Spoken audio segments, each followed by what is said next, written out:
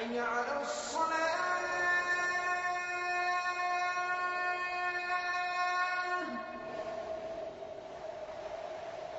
حي على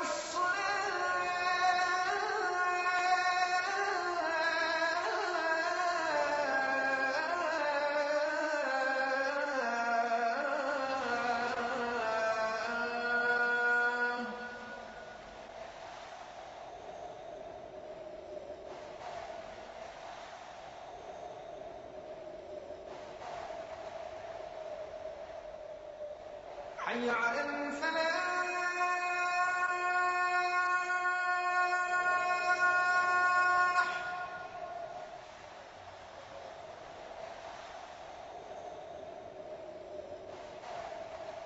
حي على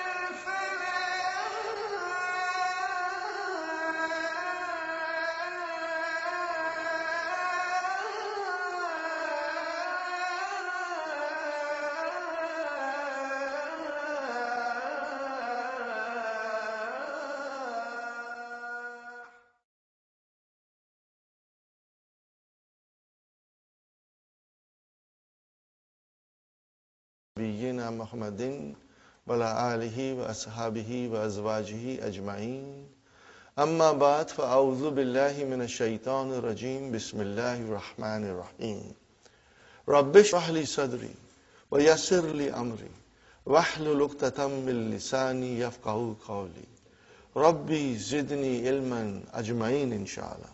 May Allah subhanahu wa ta'ala increase in all of us knowledge. Assalamu alaikum wa rahmatullahi wa barakatuh. Brothers and sisters, on behalf of Talimul Islam and on behalf of Institute of the Language of the Quran, we welcome you to this new Arabic course. Inshallah, this course will benefit you a lot. It will enable you to understand Quran 85% directly, inshallah. And inshallah, your experience in this class will be most enjoyable and very fruitful. From the outset, I must tell you that I'm not a scholar. I do not have any university degrees. All I have is my experience. I went to various places, various countries, and I met so many teachers who are very kind, and they taught me many things in Arabic which made me understand Quran directly. And inshallah, I'm going to share all these things with you so that you will be able to understand Quran when it is recited. When you pray, you know what you are praying. And when you hear tilawat, inshallah, it will touch your heart because you will understand what's going on. You know. We start with our handbook, brothers and sisters. How many letters of alphabet? Most of us, we were taught that there are 28, but there are 29. Alif is the letter of alphabet, but it is not consonant. It does not have a speech sound. When you say a, it is not alif, but it is hamza. And how do you write hamza?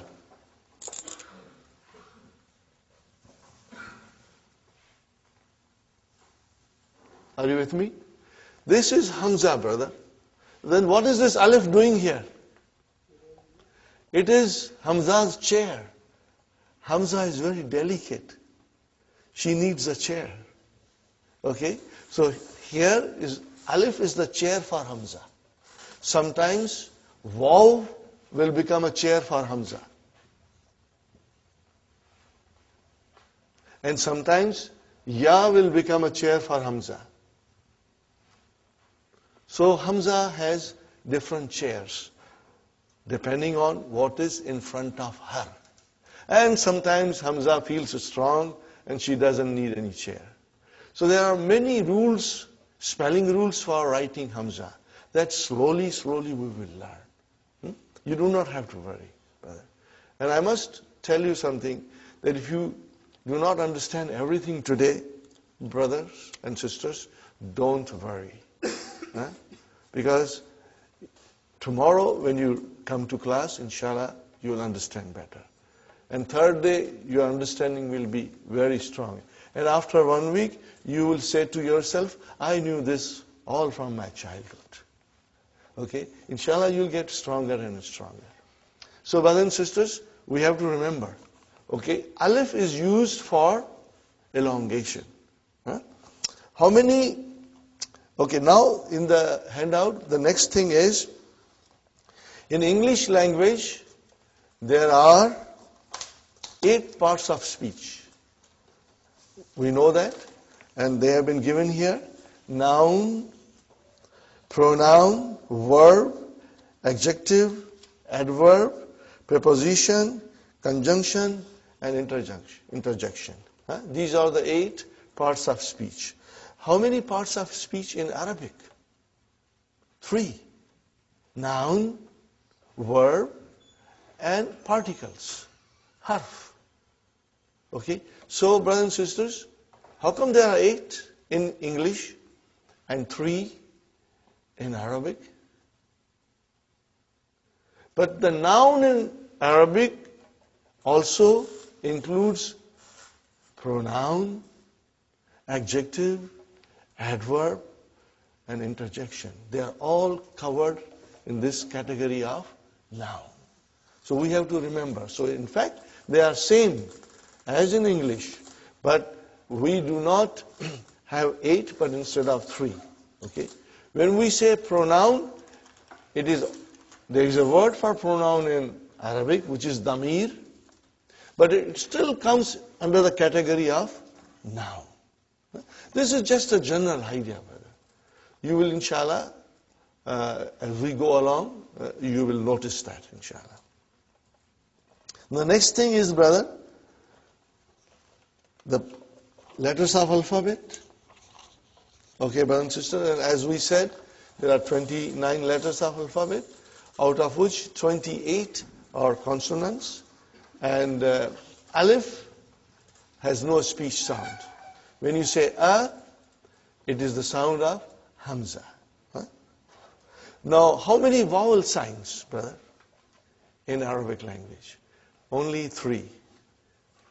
Dhamma, fatha, and kasra. Are you with me, brother? Dhamma, fatha, and kasra. Now remember, these are short vowels. Okay, they are short vowels. So if I say to you, if I write like this, what will you say? Bu, short, bu. If I write like this, what will you say? Ba, short vowel. And if I say this, then it is bi, short. Now in order to do elongation, I put here alif. Now you see, the job of alif is to elongate. Now this is ba. And then I put vav here, and it is bu. And if I put ya here, it is bi. Are you with me? Now, there are there are three vowel signs. Dhamma, Fatha and Kasra only.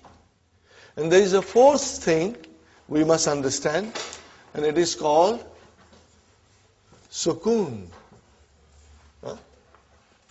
Are you with me, brothers and sisters? There are many ways of writing Sukoon. Sometimes it is like a tiny circle. Sometimes they write like this. But I prefer tiny circle because it's better when you want to understand properly. Okay. Now, Sukoon is not a vowel sign. Sukoon is not a vowel sign. What is Sukoon then? Sukoon tells me that there is no vowel sign on the Arabic letter. Are you with me, brother? Okay. Where is the vowel sign here? On ba. What is on vav?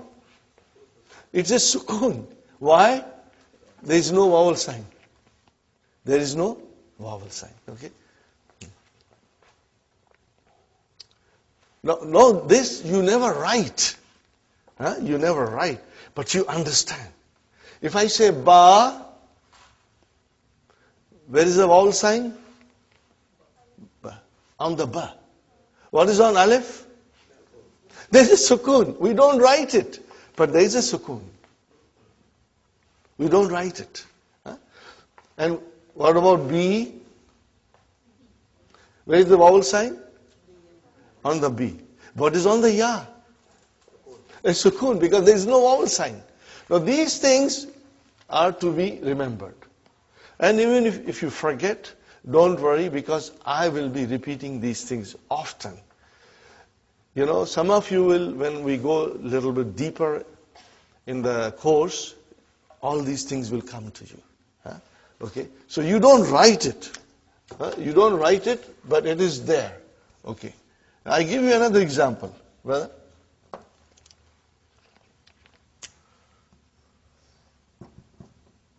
What is this, brother? Taba. What is it? Taba. Okay. And what is this? Tuba. Are you with me? Now I write down like this. What is this? Tab. There is no vowel sign on ba. Tab. See how you pronounce ba? Tab. Okay. Now if I say like this,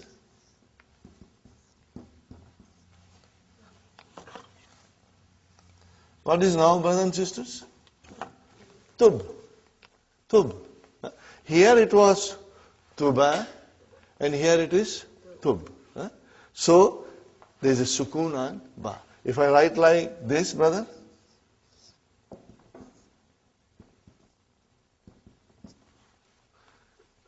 tubta. So we did not pronounce ba in its normal way as we pronounce ta and this ta. Tubta. And if I put dhamma here, tubtu. If I put kasra here, tubti. So ba has a sukoon. It means it has no vowel sign. It has no vowel sign. Sukoon means there is no vowel sign on the letter. Is it clear, inshallah? Try and remember this, brothers. Okay, now we come to other part of the handout, brothers and sisters.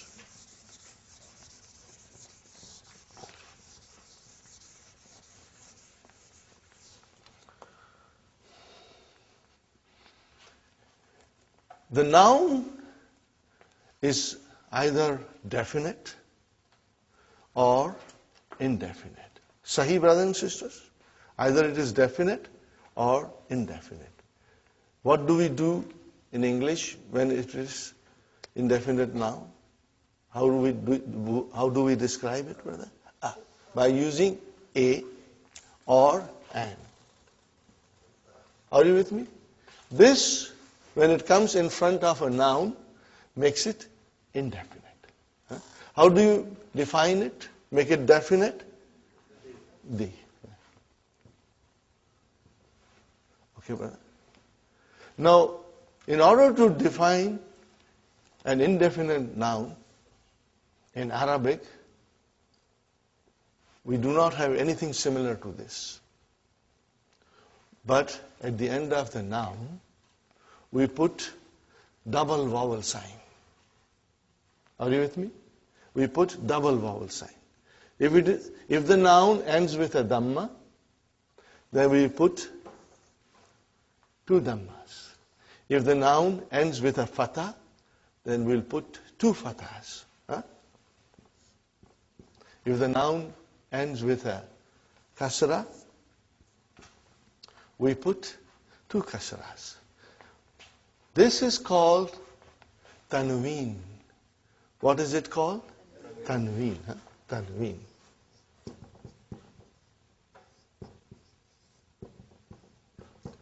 Tanween tells us that the noun is indefinite. Are you with me? Tanween will tell us that the noun is indefinite. If I say kitabun, what is the English? A book. A book. A book. If I say kalamun, a pen. If I say baitun, a house. Sahih, brothers and sisters?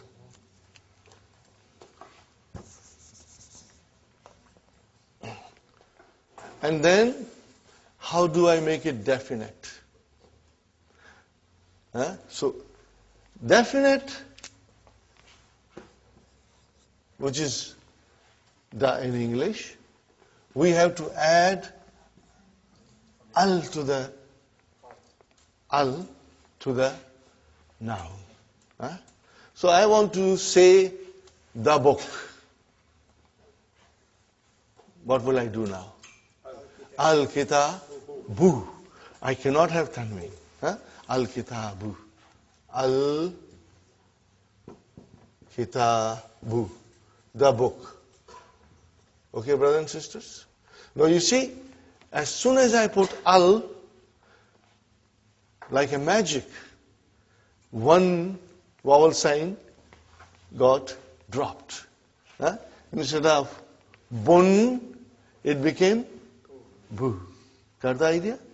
Now, if I say kalamun, a pen, I want to say the pen. What will I do? Al-kalamu. Brother, these are the basics. I know most of you already know. But I'm starting from the very beginning in case there is one student who's coming for the first time to learn Arabic, so that he gets some idea, inshallah. Al-kalamu. Got the idea? If I write down al-kalamun, that is wrong. Because tanween and al cannot coexist. One has to come and other has to go. So, if you say al, then only one dhamma. And then here comes al-baytu.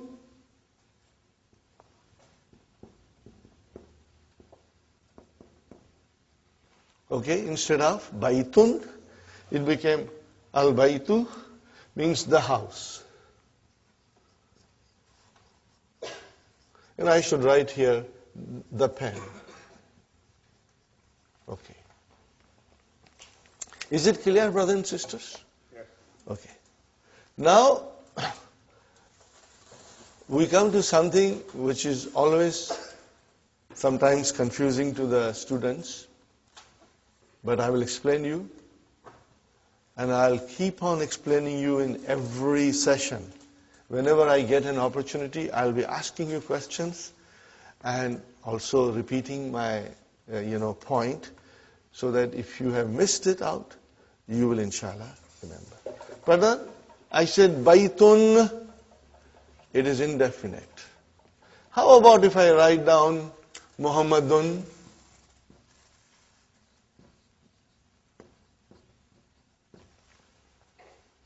There is a tanween there, which always tells me that the noun is indefinite.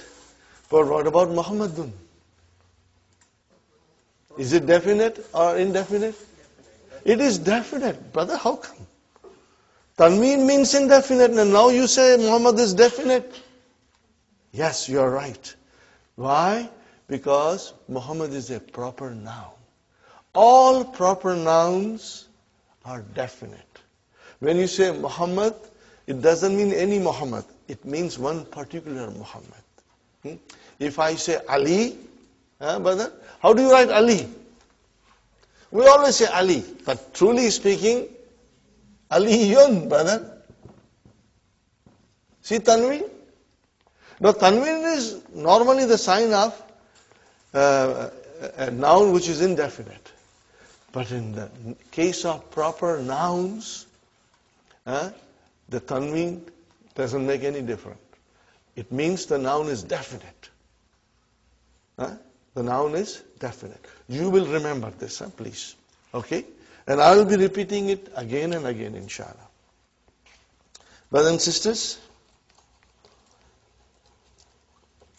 now I come to a very important rule in Arabic, and inshallah I will try to explain you in a nice way, brothers and sisters.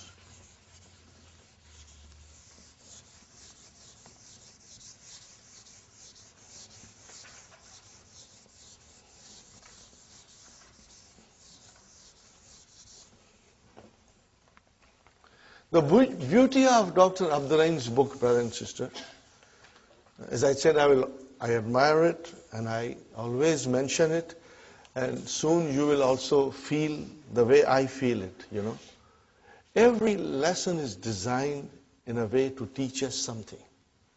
In other Arabic books, brother, things are all put together like a khichda, and it is very difficult.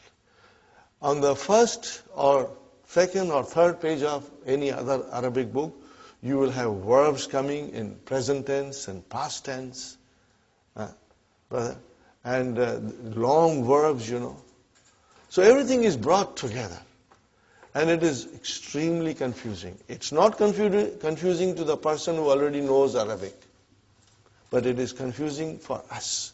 Okay.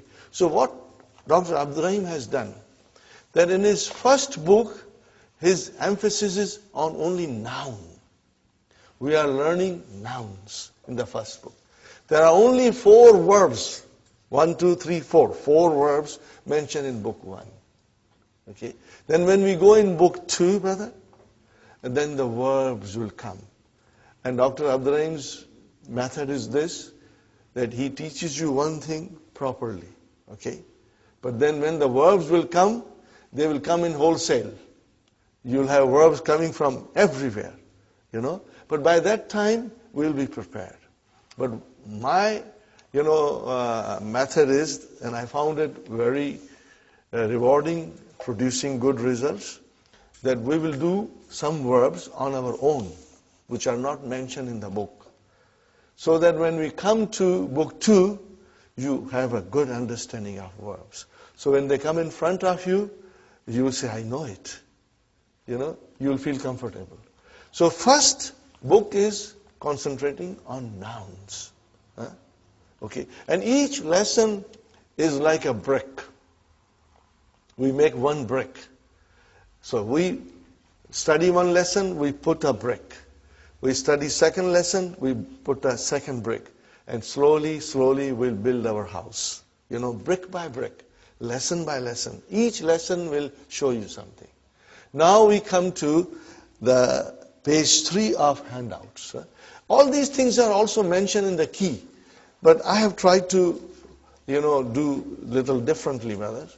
So you must always read the key also, it will help you. Now, in Arabic, the nouns decline. Declension of noun. In Arabic, nouns decline. You already know it, but you have never realized it. Why? You have never realized this. Why? Now I will give you examples. Brother? I'm writing something, you already know it. Muhammadun Rasulullah.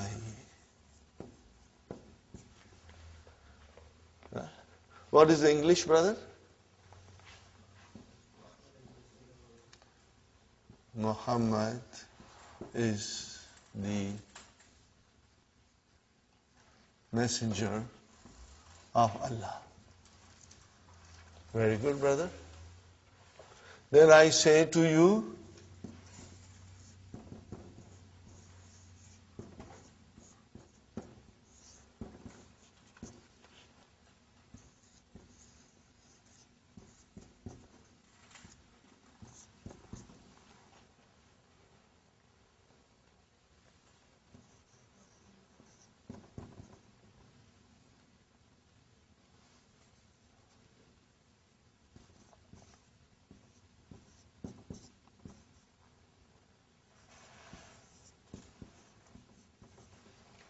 we say every day in our salah. What do we say? Ashhadu anna Muhammadan. Brother, why Muhammadan? Before you wrote Muhammadun, now you are writing Muhammadan. Okay. What will be the English? I bear witness that Muhammad is his slave, brother, and his messenger. Huh? Dot, dot, dot. Okay. Now, every day we say, many, many times, Allahumma. What is the meaning of Allahumma? Ya Allah.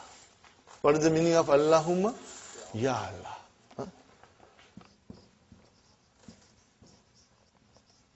Allahumma salli. We say every day, Allahumma salli ala Muhammadin.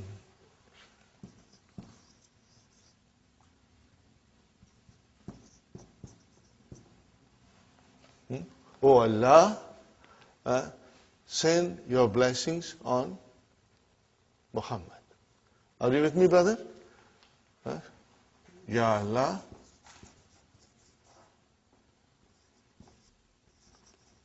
send your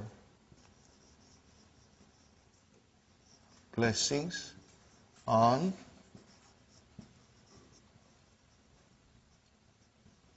Muhammad. Are you with me, brothers and sisters? Do you see any change in English where we wrote down Muhammad? We did not change anything in English. But what about in Arabic, brother? What's going on here? Sometimes you are saying dun, sometimes you are saying dan, sometimes you are saying din. What's going on? This is what we are going to learn and understand. What is the rule, brothers and sisters? That Arabic nouns decline. They have 3 different endings. They can end with a tanween dhamma or with one dhamma if there is al there. It can decline to tanween fatah, or if you have al, then it is one fatah, or it can decline to tanween kasra, or with alif and lam, with al, one kasra. Okay, brothers and sisters? So what is this, brother? Only the ending. Dun. What is it? Dun. And what is this? Dan. And what is this? Then. Say it again loudly. Dun. Dan. Then. These are the 3 declensions. Okay? Every Arabic noun will decline. Sometimes you will see it and sometimes you won't see it, but we are going to learn everything. In the initial stage, we will see the vowel signs in the books, but later on, we may not. I give you one more example, brother. Now I'm going to remove this. And why it happens, brothers and sisters? This is what we are going to learn. And this is what you will be watching in the Quran. You will be looking. When you are reading, you will notice this. You will observe this, brother.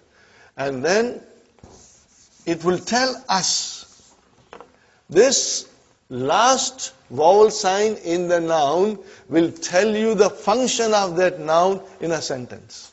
What is that noun doing in a sentence? Is it coming as a subject? Is it coming as a subject of a verb? Is it coming as an object? Is it coming after a preposition? It will tell you. In its natural course, in its natural form, all the nouns are always end with a dhamma. All the time. They change when something happens in the sentence. When they perform a different function in the sentence, then they change, brother. Give you one more example. You know all these things, but you never knew why. And this course is going to teach you, brothers and sisters. Okay. I will write down here. What did I write down, brother? Allahu. Is it definite or indefinite? It is definite because Al is there. No tanween. Because Al is there, no tanween. What do you see at the end? Dhamma. Dhamma you see, okay? Allahu Ghafurun Rahimun. Sahi? Okay? See, Ghafurun, indefinite. Rahimun, okay? Fine. Then I write here,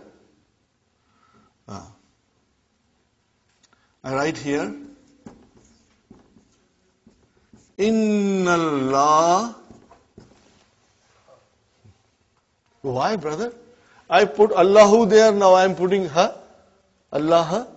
Something is happening in the sentence. Okay? Inna Allah Ghafurun Rahimun. Got the idea, brothers and sisters? Inna Allah Ghafurun Rahimun. Correct? Now what is at the end of Allah? Fatah. Why it is single? Because it is definite. Sahi?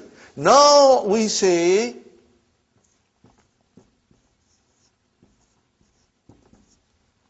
A'udhu